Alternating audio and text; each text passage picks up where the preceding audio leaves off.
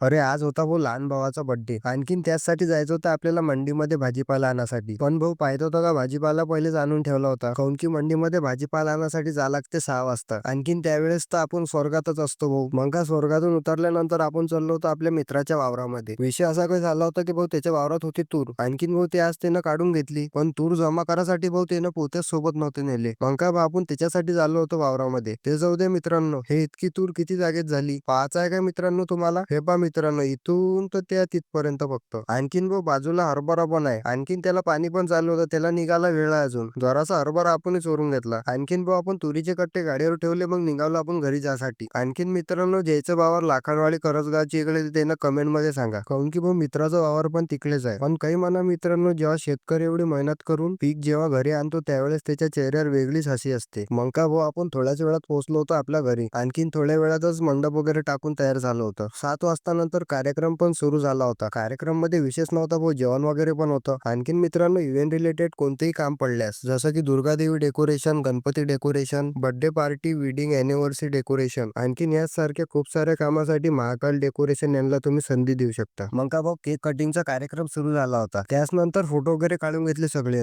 मग का भाऊ आजच्यासाठी एवढंच. भेटू पुढच्या व्हिडिओ मध्ये. तोपर्यंत बाय बाय.